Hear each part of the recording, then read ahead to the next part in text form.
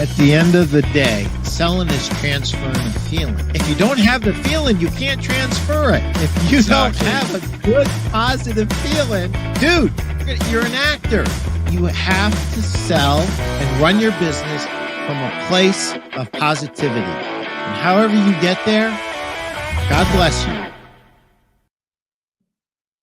Welcome to the Pete Primeau Show. It is episode number 76. Give more to sell more with Doug Krinsky. I am so excited to have Doug here. Doug has been in our industry for over 40 years, and he founded 14 years ago the Anti for Autism fundraiser in Vegas, Nevada, that helps all kinds of autism groups, and it is an amazing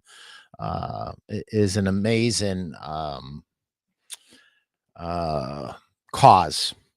So without further ado, let me pay the bills and I'll bring Doug on and we'll get to business.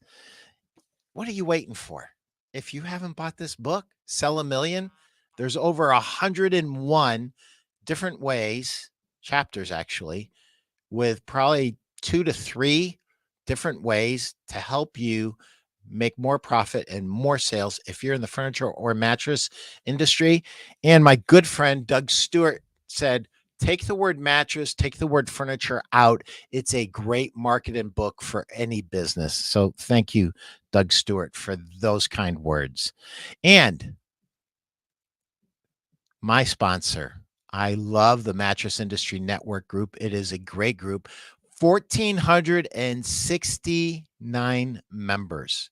It is a group for everybody in the industry. So if you deliver mattresses, you sell mattresses on the floor, you own a furniture or a mattress store, you are a wholesale rep, you are a VP of sales, you own a manufacturing concern, you're welcome to join the group. It's a great group. It's run by retailers for the benefit of the entire industry. Over 1,469 strong. Please scan me right now and join. Let's get these guys over 1,500 members right now. Thank you, Steve, for your support of my show.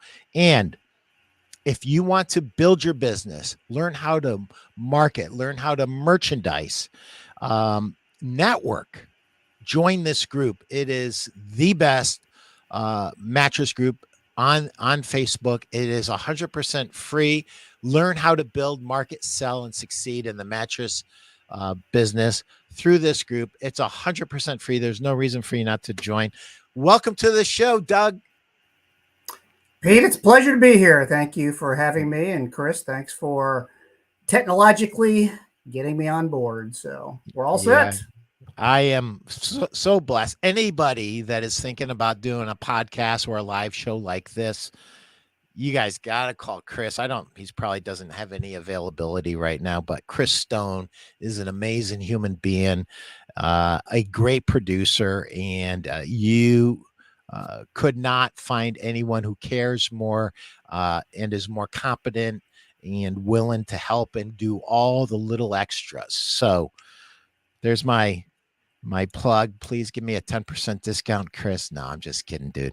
So Doug, this is really important. It's number 14, Anti for Autism.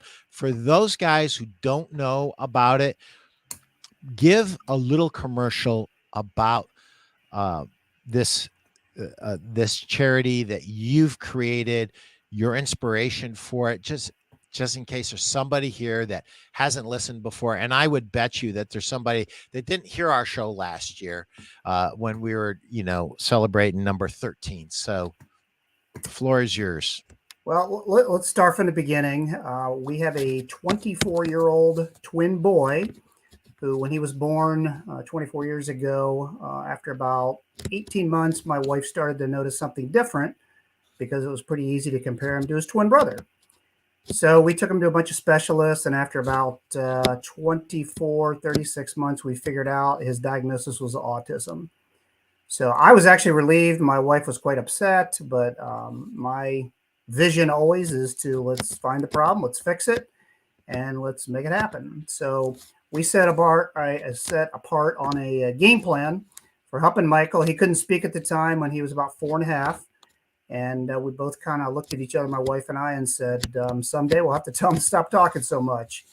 And that happened about 2 years later. So we live outside of Columbus, Ohio, went to Nationwide Children's Autism Center here in town and started a program. So we started a home program at Nationwide. And every day, therapists would come in, start working with Michael. And after a while, I just thought to myself, we need to do something to give back. We're very blessed.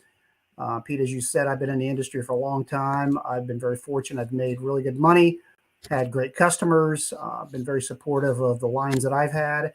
And we wanted to do something to start giving back really to all the different autism charities and groups that help these kids and quite frankly, help the adults now. We've really, in the last 6 or 7 years, focused on as much adults as we do kids with autism, and particularly their families, whether it's support, whether it's therapy, even the parents need, or trips to a seminar to learn about things they can do to help their kids or adults impacted with autism. So what we did about 14 years ago, actually 15 years ago, we started our own 501c3 here in Ohio. My wife and I, Kelly and I, decided we were going to give back. So we started back then 15 years ago, not really knowing what to do. But at that time, Autism Speaks, who's the biggest autism advocacy group in the world, started their walks. Everybody's probably heard about the Autism Speaks walks. They were starting one in Columbus. I was on the executive committee, and that started my brain working in a little different direction. What do they do? What do other groups do? What does Nationwide do? Where do they need help? Where do they need money? Where do they need awareness? What do they need help with? So the following year, we decided one of the things I'm hooked into is the furniture industry, primarily mattresses. I've been with 3 great mattress companies and still with one of them. And they've all been supportive of the work I've wanted to do, whether it was Serta, Restonic, or now Brooklyn Bedding. They've all been supportive all the way along of my personal issue and our cause, as well as the big picture. So what we did is I started to engage some of the furniture folks that I know, like you, Pete, and guys like Randy Kokonis in Zanesville, Ohio, and the Furniture First group, and you name them that I interacted with. I talked to them about what we wanted to do, which we simply wanted to start creating awareness in the industry, whether it was, Dave Perry or the folks at Furniture Today or Furniture World or whoever it was at the time. We said, there's a cause here. We don't hear about it in the industry. We want to make folks aware of it. So we started a poker event downtown Las Vegas during the first couple of furniture markets in Las Vegas. I believe we started at Binion's, had about 25 players, raised about $6,200.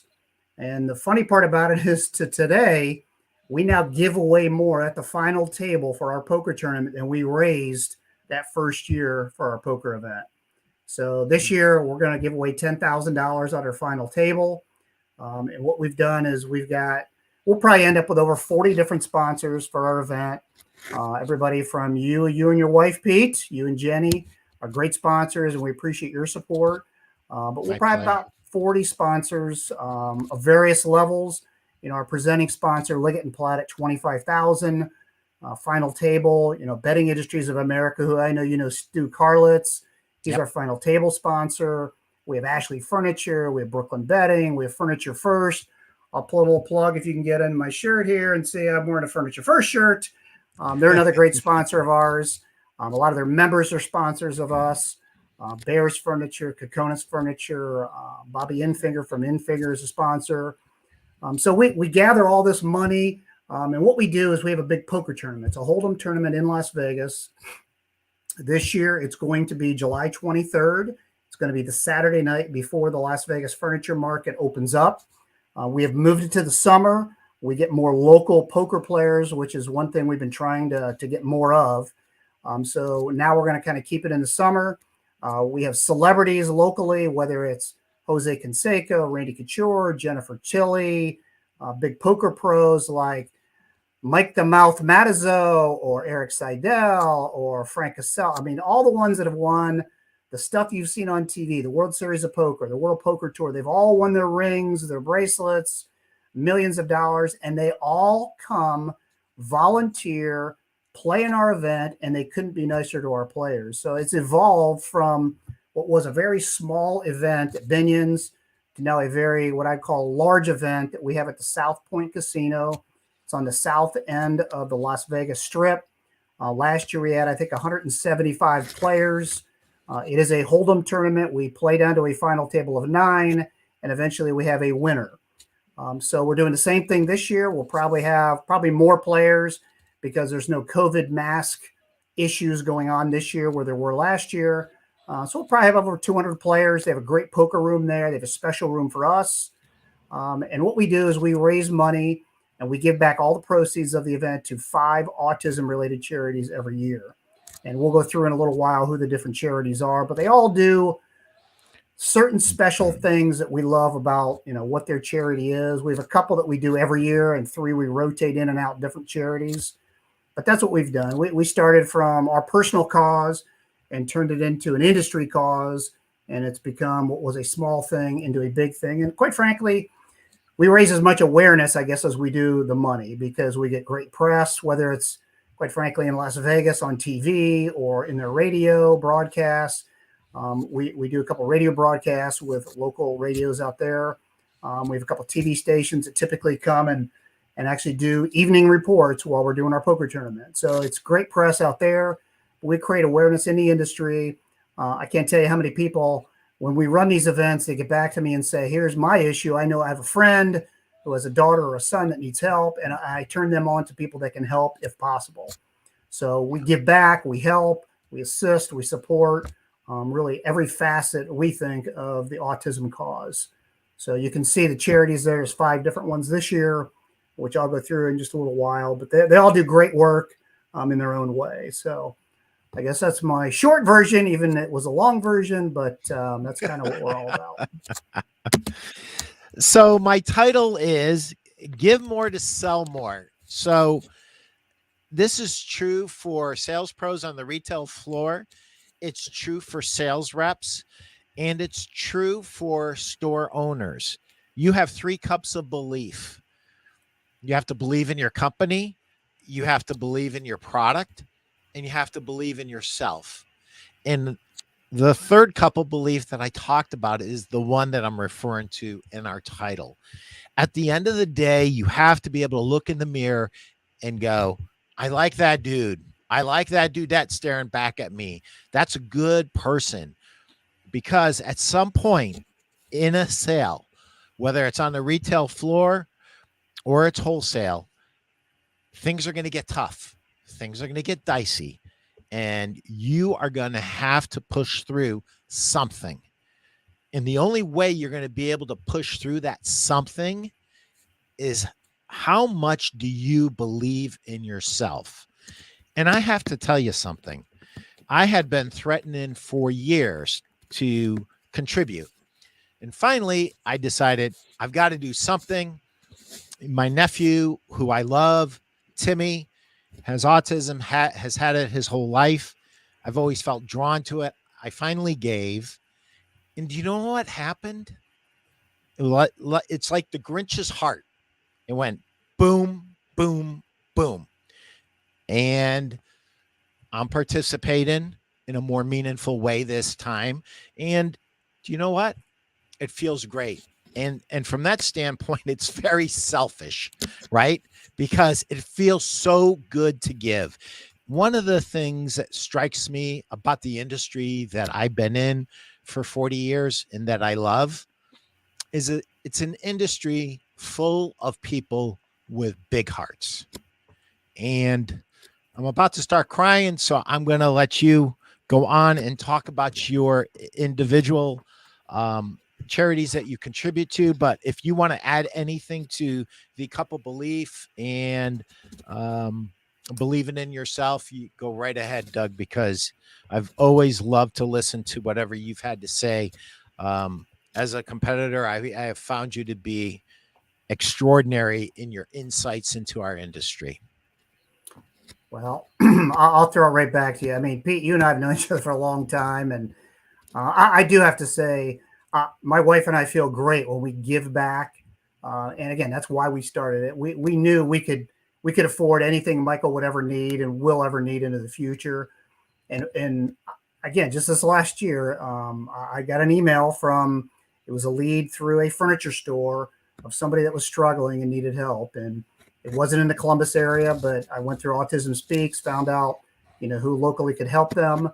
And it feels good when you can help give back. And I'll give you another example. One of the charities last year we've given to a couple of times is the Rich Center, and you're probably aware of them at Youngstown State. They're a great group. I've known them since I initially got started 20 some years ago in helping folks with autism. But when I went there, their executive director told me, Doug, one of the parents wants to say hello to you. And I said, okay, great. So when we were there presenting the check, she came up and said, I just want to thank you because my son is now speaking. And the prior time we'd been there about 3 years ago and gave him a check, their son had just gotten involved in the program, was not speaking, was nonverbal. And, they obviously focused on trying to help.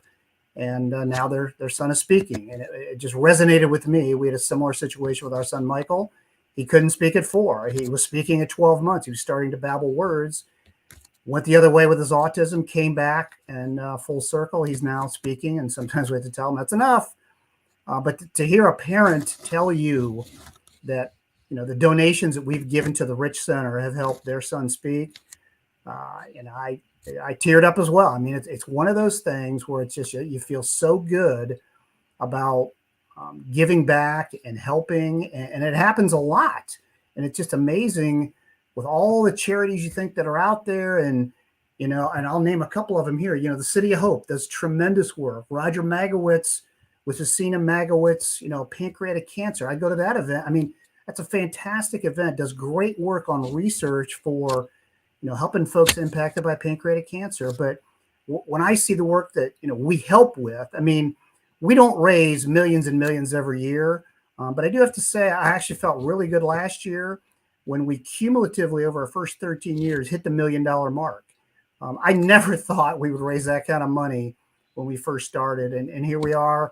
Actually, Steve from Mattress Industry just hit me up this morning where we at on fundraising, and we just went over 100,000 again this year already before the tournament. So, Steve, we're 100,000 and climbing, and last year we raised over 150,000. But what was great is we went over $1 million in cumulative, donations over our years. And again, when I'm out there, whether it's talking to, and I'll use Kokonis Furniture as an example, because Randy Kokonis is one of my co-hosts. I have 11 co-hosts. They all do their part on what they want to help with.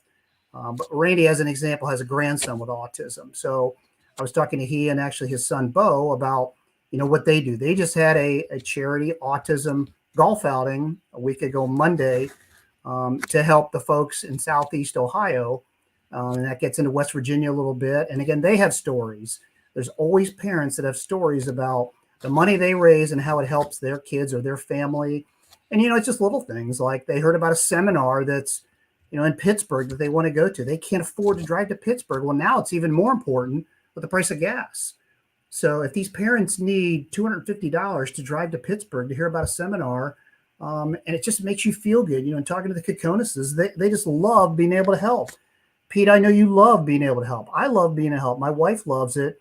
And what we do is we don't know what everybody needs. So that's why we find charities out there that can do this work for us. So, we don't have the time or the energy, and I don't want to spend money on salaries. There's people out there that can do stuff like that. So we want them to take it, do it. And, again, Kokonis Furniture, they feel great. And actually they promote in their markets the things they do to help their community. They ask their community, how can they help the community? Whether they do cancer screening, they do autism, and then they do a lot of things. And, customers come in and thank them for doing that. I read their blogs, and customers thank them for their breast cancer screening that they do. And, I think a lot of retailers want to do good in their community. It's a big, important part for them. They want to support their community. And I think it comes back to them. I know it comes back to me, in business, which, I don't promote it, but if people ask, I talk about our event and what we're doing. And I think it does make a difference for people. They feel good, and it translates into a positive attitude, and people love talking about things like that. So, yep. So, Doug, did you see Andy Friedman's comment? Doug, nice job. Thank you, Andy. I appreciate that comment. It's And well taken. Thank you. Andy is a giver. And Steve said our industry is full of great people, and he's 100% right. Our industry is full of great people. I remember when John Ratched had resigned as president of Protect the Bed. I reached out to John and I said, "Hey, John, don't know exactly what the future holds for you, but if I can be helpful in any way, please let me know." And just threw a few ideas at him. And John was a competitor before. I mean, the first time I met John, I met him in the waiting room of a very large national account, and he was a competitor, and then he became president of Protect the Bed, and we had a great time for a few years, and he really did a great job of growing that company. I was very sad to see him leave, but it hit John very hard that, what? This industry is just full of a lot of great people that really care about other people. So, not to beat that with a dead horse. Hey, let's get into. No, but before you move on, but I know Sure. John, and I know John from the old Serta days, and Yeah, he is a great guy, and he was a great he is. sponsor, quite frankly, of our event. And as a matter of fact, I just was texting with John, I think it was last week, about what he's doing now, and I wish him well. And he is one of the good guys. So He really yeah, is. I just saw Steve flash up. He's going to win the tournament this year. Steve, that's a great comment. Good luck. Hey, Steve, if you win the whole thing, I don't. I might have to do a tax on it. Steve, just remember you're riding on Pete's money for the entry fee. So good luck. I actually told him, if he goes, "What if I win?" I said, "If you win, it's God's gift to you. It's yours." So we're it's public record now, Steve. It's all yours. You win it. You win it. I hope you give it all right back. But what you do with it's up to you. So I'm glad you're looking forward to it, Steve. And I'm sorry I wasn't able to go to Vegas this year, but I'm glad that you were able to, probably much more ably than me, fill my seat. So Doug, let's talk about these individual charities. Unless you have a tip for sales pros or a tip for store owners that you want to share with them. Well, I always have tips and ideas, but I think I'll talk about the charities. How's that? So Sure. um, let's just kind of go through one by one. First one, we always try and keep a local connection to Las Vegas. We do get a bunch of celebrities and poker pros from Las Vegas. So we like to keep that Vegas connection. So this year we have the Toro Center for Autism and Developmental Disabilities at Toro University there in Las Vegas. What they actually have a full autism program. So they help actually a lot of adults there, help them raise their skill set so they can go out and get jobs.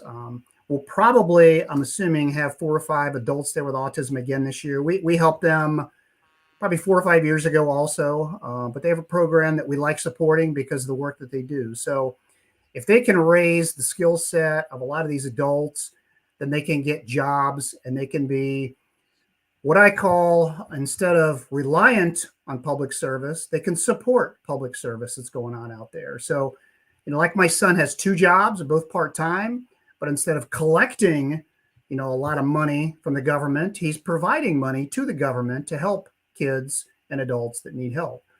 So, a lot of these kids, as they turn to adults, want to work. They want to be out in the community. And Toro University helps in a big way, help these adults as they transition from really kids into adults, help them do that. They do other things as well. But, one of the things that I'm really liking what they do is they get them out into the community and they help them, find jobs where they can work and make money on their own, provide for themselves, and not be reliant. I think that's a huge thing, to be self-sufficient And as much as they want to be, we want to help them do that. So Turo University, their Autism Center, I love what they do. The next one is a place called Learning for Life Farm. They're actually based outside of Columbus here.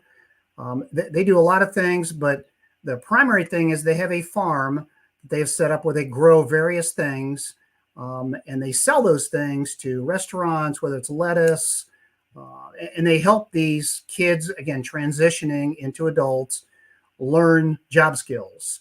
So again, it's another sort of program to help them learn for the future, what they can do out into the community. My son actually works for a place similar like this called Let Us Work, which we supported several years ago. And it really helps, number one, build his, I guess you'd say, self-sufficiency on being able to be capable of going out into the workforce and, take instructions, do instructions, be managed, but be independent at the same time. Go out and do things that they're instructed to do. And they have to do, 1, 2, 3, 4, 5 in a step program. But they learn that. They learn how to do that. And even my son really can't read that well. But whether he works off of sign cards or other things, they adapt. They have folks that come in from the community that help them adapt skill sets to jobs out in the marketplace. My son also works for TJ Maxx. So he picked up skill sets from one of these programs, and he went out and he's now a taxpayer, just like we are.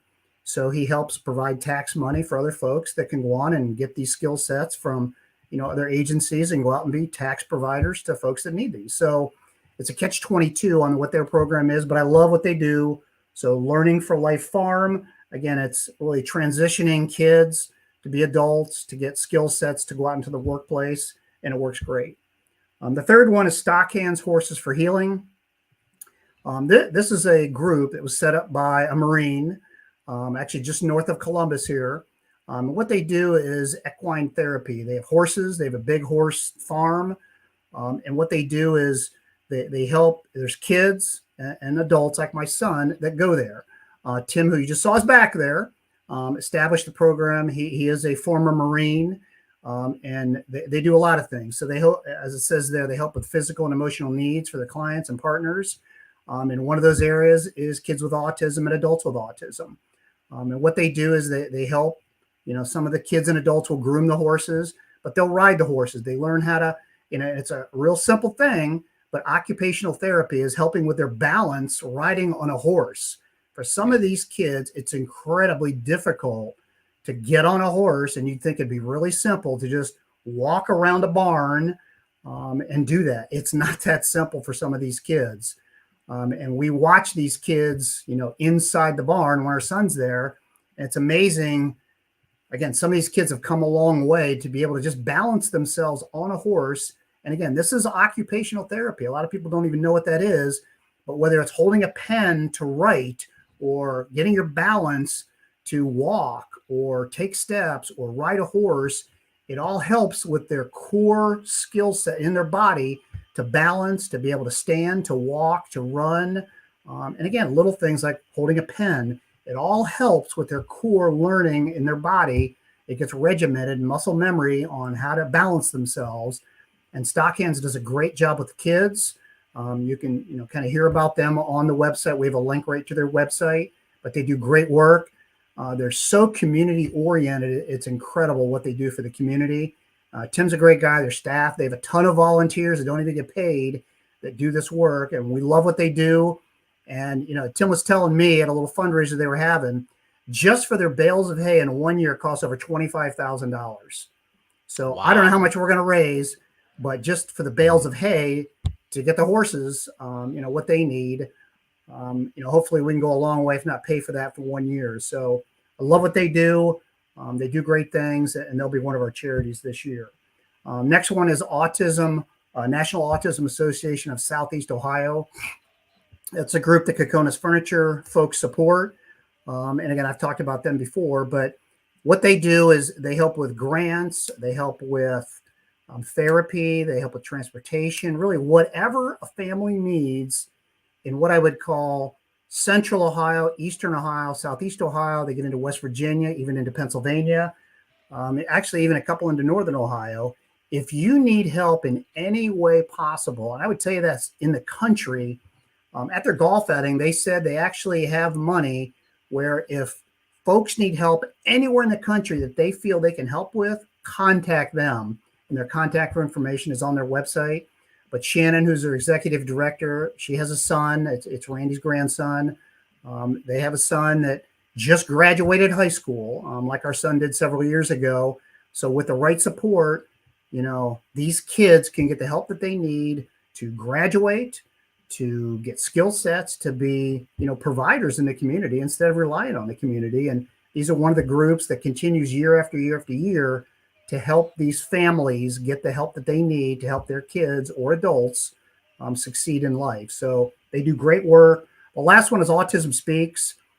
They are the biggest advocacy group in the world for autism today. I help them with the local Columbus Walk, which is a big fundraiser. We raise $400,000 or $500,000 a year there. So it is a big walk. I co-chaired it when it was $1 million walk, like the third or fourth year, with another adult or another mom who had a child with autism. They do great work. So whether it's advocating at the state level for insurance coverage or for screening or whatever the cause is, statewide or nationally, they're on it. So I talk to them several times a year about, what are we working on now? What do you need help with? So I've become friends with the governor of Ohio, Mike DeWine, the past 3 governors of Ohio. And quite frankly, Pete, I know where you stand on the political spectrum. I know where I stand on the political spectrum. I hate, and I hope my politicians that may see this don't hate me for this, I hate talking to politicians. I feel I have to for many reasons, but mostly dedicated to autism, whether it's to get insurance coverage through, which it took us 12 years from when I started to getting insurance coverage through in Ohio, and it drove me nuts. I'll sort of leave it at that. But Autism Speaks is the big advocacy groups that I help with. Andy just threw up a question. What surprised you most when you started your journey with Autism Speaks? What surprised me most was, they have tremendous power, what I'd call in the Northeast states, because the family that started that were really well known in New York City. He was the vice chair at NBC. He just, Bob and his wife, who actually passed away of pancreatic cancer, were just so well known. And because he was a big dog in a big city, a lot of people knew him. And in Ohio, when we started, nobody really knew Autism Speaks. Really, nobody knew about autism. So the journey started with creating awareness. And when you create awareness, then people are aware of, needs. And, I hate to say it, but a lot of it revolves around money. So, we pay our taxes. So I felt as a taxpayer, I'm going to go bang on some doors and start getting, our share for our community and helping. So, we created our own task force in Ohio. It became an officially Governor Taft at the time, many governors ago in Ohio, got an official task force. We came up with 43 items on that list to accomplish. So we took that list to Autism Speaks and said, hey, we need to work on insurance. We need to work on screening. We need to work on a million different things. So they were actually very open to that. So they helped incorporate some of those ideas into their mission statement and what they wanted to do with their vision and their talking points. And so what surprised me is that they're a different group. I don't agree with everything that they do, but I agree with a lot of what they do. So they're one of our 5 charities that we keep every year. The National Autism Association of Southeast Ohio. We keep them every year because I like what both of those groups do overall. I think we need a national group to keep the national focus. We need a local group because we need to be in the details. We need to be in the minutia, in the mud, and what's going on every day. I need to stay connected to that. The other charities I hear about or the co-hosts hear about, they bring them to the fold. We discuss it. We decide on the groups every year. So after this year's event, we'll decide on 3 new ones. We'll rotate in, keep those other 2. But all these folks do special work, and we like to support that. So, I could go out and sort of do my own thing and take the money and sort of invest it in different things. But, When we have great groups out there, there's a million of them. Why not just let them run with the ball? And, we do check the groups out. We hear about them, and we hear about a lot of them.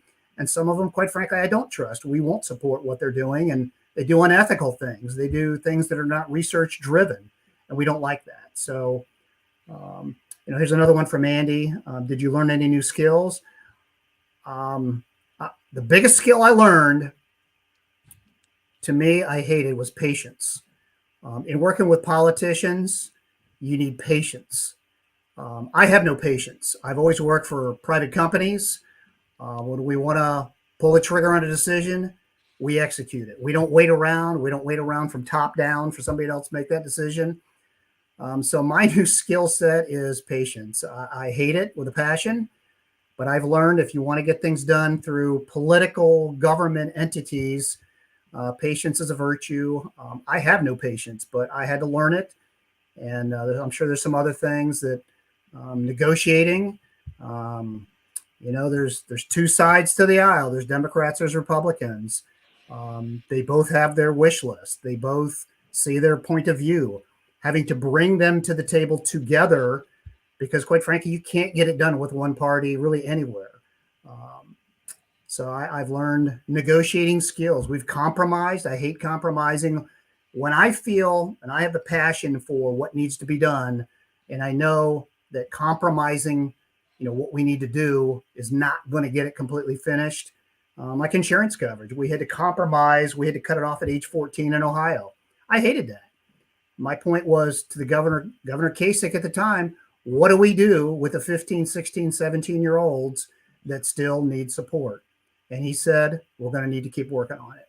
So what's happened now is it's come full circle. And, based on how the language was written, nobody really gets denied through insurance that we're aware of. And if we're aware of it, quite frankly, we could sue them if we needed to get the coverage, because there's a federal, whatever. It's a long story. But so I've learned to negotiate, patience, and I'm sure some other skills. But there's some things where I had to bite my tongue, and my wife couldn't believe I did it, but I did it. But so you learn, and when you age and you get a lot of gray hair, you learn. So yes, those are great questions, Andy. Thank you. We are going to do halftime, and halftime, for those of you who have your handy dandy book, it's on page 155. This is for sales pros. If you work on a retail floor, this is for you. It's your sales business. All great retail salespeople have one thing in common. They view their sales as their own business. This mindset allows them to make significantly more money than their peers. More importantly, these top producers are happy and usually enjoy great relationships in all aspects of their lives. Here's what they do early. They are usually the first into the store and the last to leave. Why? Because they work for themselves. They are willing to pay the price for success in full and in advance. Commitment. They are committed to success. They do things that other people are unwilling to do to achieve their goals. They go the extra mile to serve their customers and are rewarded with their loyalty. Integrity. Top producers always tell the truth. Their word is their bond. Their customers trust them and always ask for them. Invest. Top salespeople invest in their business. They buy sales books. They go to sales seminars. If their company does not supply thank you cards, they buy their own.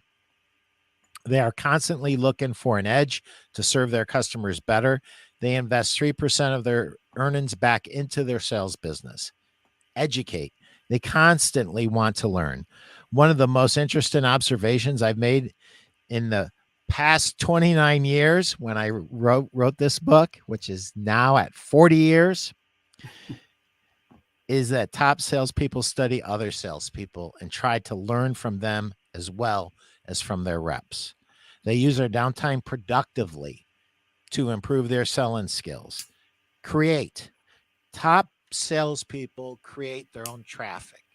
Let me say that again. Top salespeople create their own traffic. They cultivate an army of loyal customers who only buy from them. They are constantly prospecting for customers. They do not wait for store traffic. They talk to their neighbors or anyone that will listen about the store they work at. They promote their sales business, execute. They follow up on their sales in every way. They always make sure everything is okay with the customers. You know you are on the right track when you are occasionally accused of being paranoid by your company. In addition to send in written thank you notes, they follow up with phone calls to make sure the customer is happy with their purchase. They also start the buy-in cycle for the next item by offering to keep their eyes open for the next purchase. They evaluate your sales business and consider it your own. What can you do to create more traffic in your business? Any thoughts on that before we keep going forward? Well, I'll tell you my thoughts. Never truer words were said than what you just said. I'll revert back to, I just went to the Furniture First Symposium down in Florida a couple of weeks ago and ran into somebody you'll probably remember. I don't know if you remember Donna Favia, used to be at CERTA. She and Rick Robinson were the trainers. Yes. And I reminded her of something she and Rick taught me, which is top-down selling. You know, you start at the top and work your way down. And, you know, that's just one of those tried and true things. And it amazes me how many people still don't do that. But, you know, you start at the top, work your way down. And, again, there's a whole story there. But, you know, what you just said, and, again, I've been around as long as you've been around. And it makes sense. I mean, it is common sense. You can create your own business. My dad used to be a manufacturer. I used to kid with him. He would ask me when I first started, when I was a department store buyer at O'Neill's up in Akron. You may remember them. Yeah. How's business? And I would say, it's good. It's getting better. And he would say, our business is terrible. I said, Dad, I know you're in manufacturing, but there's ways to create business. Go talk to your sales and marketing guys. And I knew the guy who was in charge of that area. And I said, don't allow him to tell you there's no ways to get business. There are ways you can create business. And he just needs to understand how to do that. And he's probably not a very good VP of sales, but there are ways to do that. It used to kind of crack me up when my dad would say business is soft and we can't find anything to do to create business. And I think, Dad, there are ways. And there are ways with business tightening up. You know, the things, you know, Pete, you just said are obvious ways to help. You know, if you sold to somebody, they have friends that want to buy. They are going to need another piece of furniture. They need to add on when you're talking to them in the store, whether it's, you know, I'm a big top of bed guy. I mean, mattress protectors, sheets, pillow. I mean, all that stuff. If you don't mention it, they're never going to buy it. And if you mention it, chances are they're going to think about it, and a percentage of them are going to buy it. So where your average ticket was $9.99, it can go to $11.99. So you may lose 5% of traffic, but you're going to pick up 10% because of add-ons. Adjustable base is another one. So, you know, I'm a huge proponent of all that stuff that goes with the mattress that I sell. It's huge. It's important, and you need to be doing it. So, and one of the most important things that as a sales pro you need to understand, Doug just said it so matter-of-factly, and he's 100% right, and so quickly without even really thinking about it. But whenever there's a survey that's done on customer satisfaction, customers that buy protectors, that buy sheets, that buy pillows are much more happy with their purchase than those who do not. And instead of thinking of it as an add-on, you should be thinking of it as a necessity. My boss, Chris Tahaney, who was my boss at years at Protect the Bed and does great things for Dream Fit, started calling them sleep necessities quite a few years ago. And he's 100% right. They are necessities.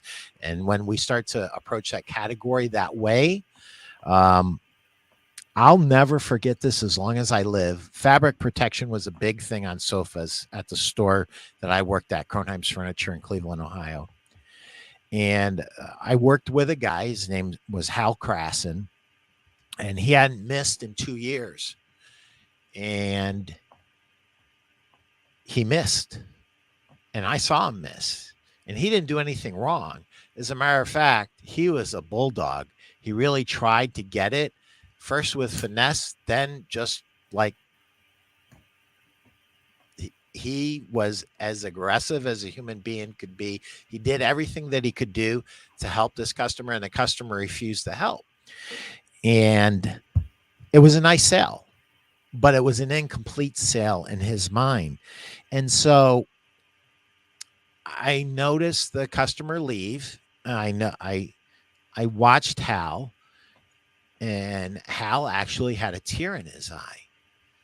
And I was so naive and so not in tune with Hal that I thought he was crying because it was the first time he missed in 2 years.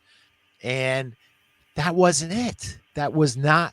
He was upset at himself that he failed the customer, because now the customer who bought this beautiful living room furniture had no warranty to protect it. That's what he was upset about. He wasn't upset that, his 100% fabric protection, record was broken. That's what I thought, that, he thought that he betrayed the customer.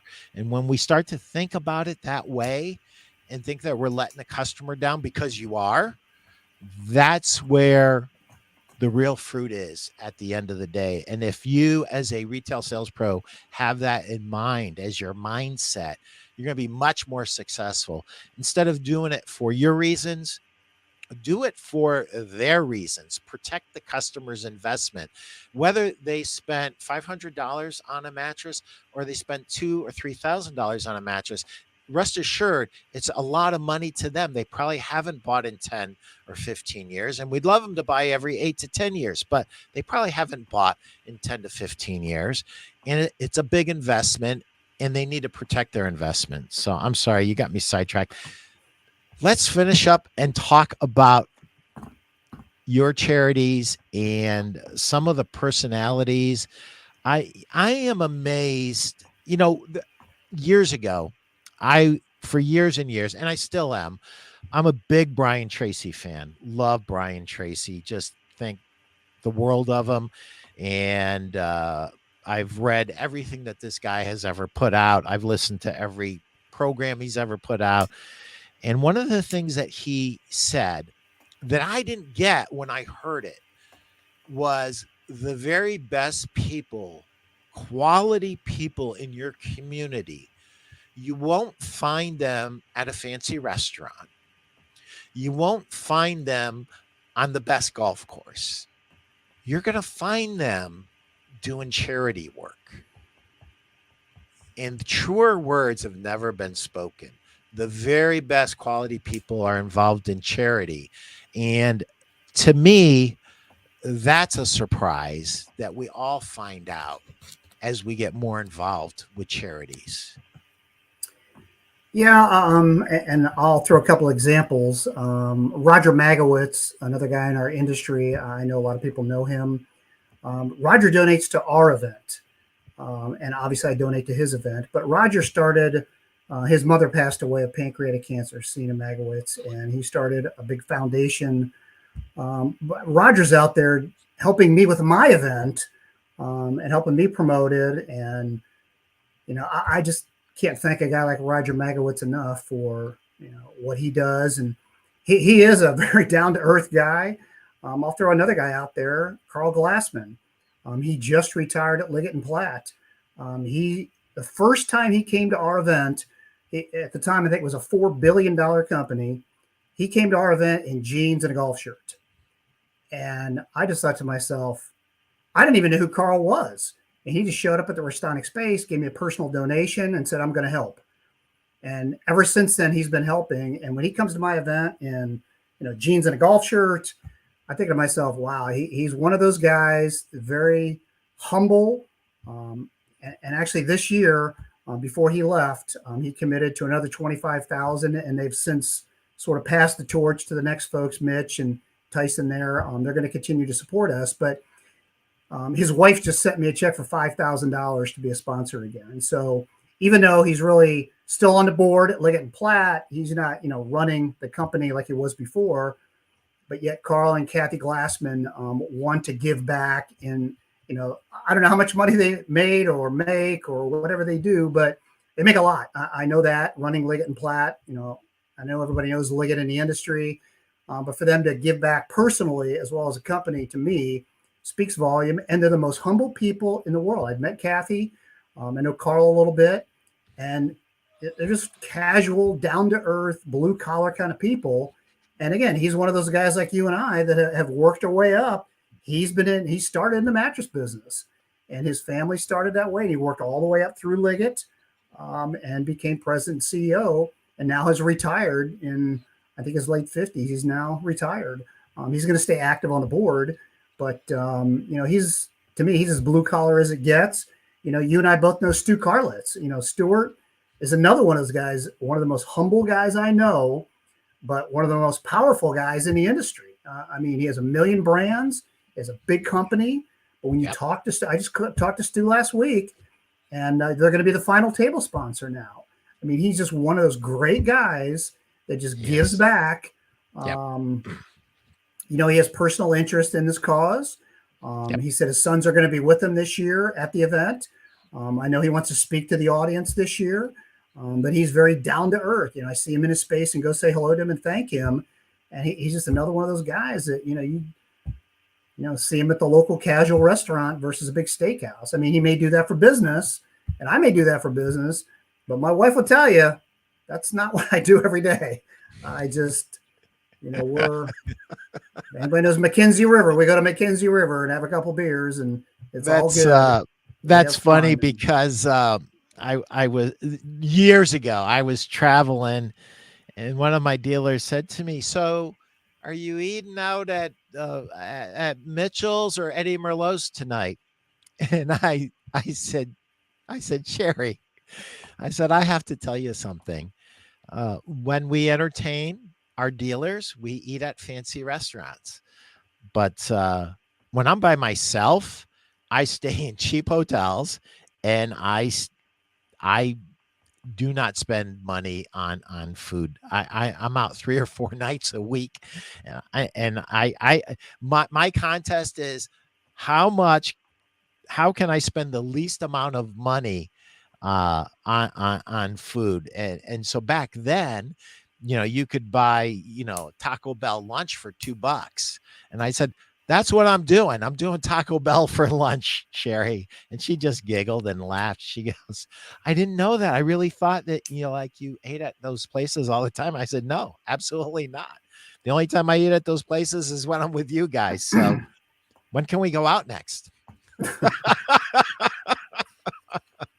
Stu is amazing. One of the real blessings in my career was when Stu bought our company several months ago, and starting to work with Stu and his sons, especially Phil. I work with Phil every day.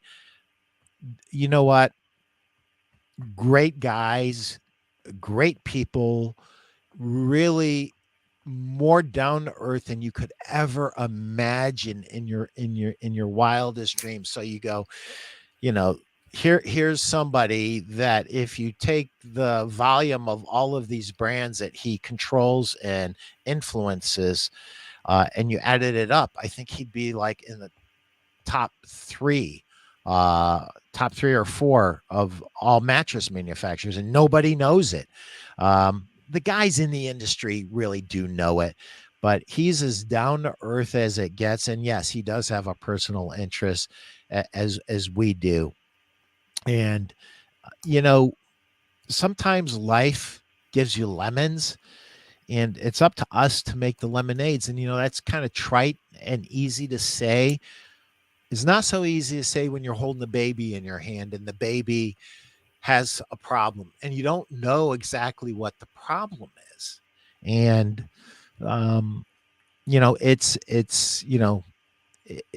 it speaks volumes of the people that get involved.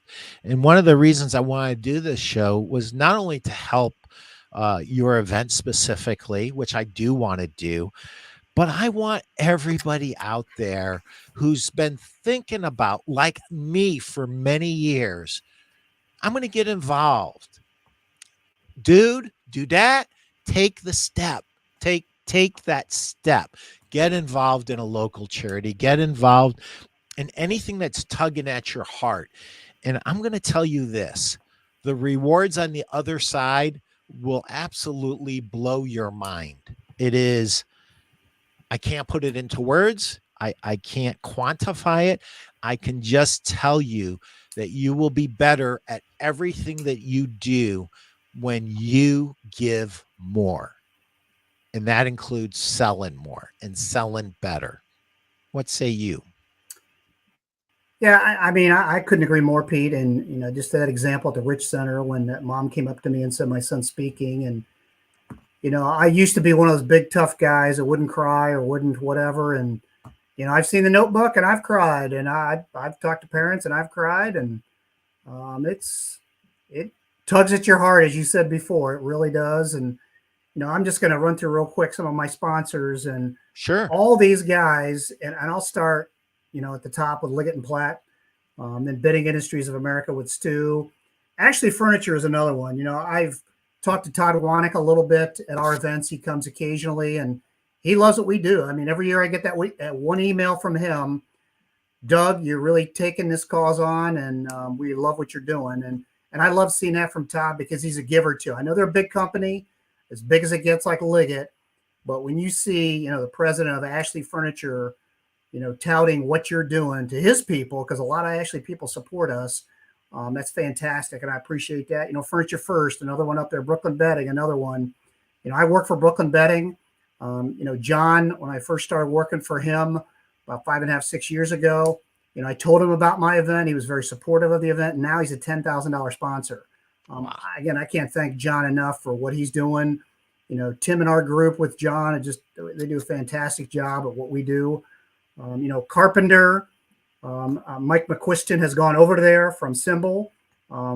We appreciate what Carpenter does. Planned Furniture Promotions, what Tom does. Again, Carl and Kathy Glassman, you, Pete, and your wife, Jenny, Big Sandy Superstore, Tytex, and then Box Drop, a lot of these folks, Joseph Rosenberg and Bears Furniture, Kokonas Furniture, Roger Magowitz again, Crane's Mattress, this joystick out. She wants me to call her the joystist of the piece out in Las Vegas. That's her little nickname, which is great. I love getting the personal touch on some of this. Customatic Technologies, Phil, I really appreciate what Phil does. Gary Fazio, an old name, but a name I've known for more than 40 years now. Great guy. He still gives back, even though he's really longer involved in the industry.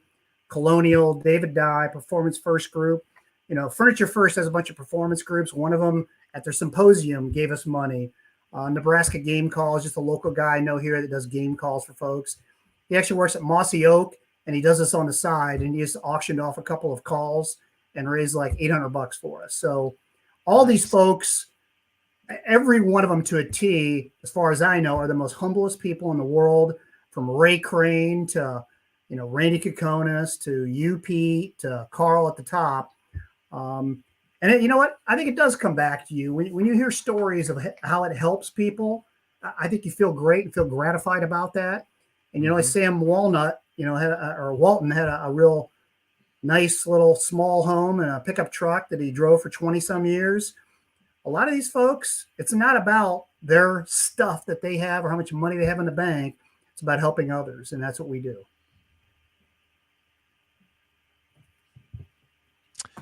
Doug, that was awesome. Thank you I know you are a very, very busy guy. And for you to take an hour here and, tell us some of your sales tips, and also letting us know what you're up to with Auntie for Autism. If there's somebody out there and right now they want to give, what do they do?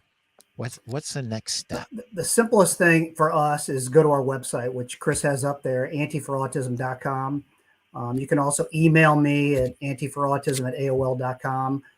I do all I basically do the work for the event. So you can email me if you want to get engaged, get involved. If you want to donate or sponsor, go to the website. You can do it with a credit card right on there. Come to the event. The event is at South Point Casino in Las Vegas, the Saturday night before market. It's July 23rd. Registration opens at 5:30. About 6:30, I'll start with the microphone, I won't speak long, but I do thank the sponsors and thank everybody for coming. So we'll start probably close to 7. But if you want to come to the event and just see what it's all about, I'd love to have you there. There's no charge to come in. We have a great silent auction. We have trips you can buy. Just come and see what we're doing. If you want to donate or sponsor, go to our website.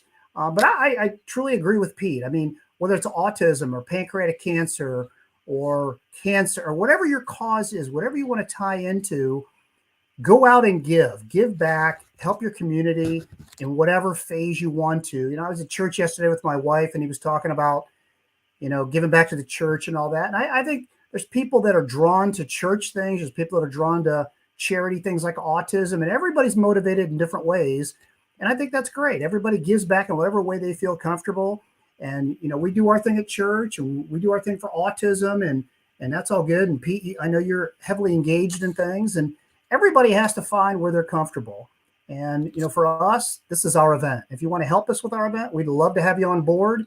If it's not us, it's somebody else, great. Go out and do what you feel comfortable doing, and we'd love to have your help. But go to our website if you want to help us. We'd love to have you. Give more to sell more. Doug, thank you so much. Have a great day. And that's a wrap, guys. Chris, Pete, thank you very much.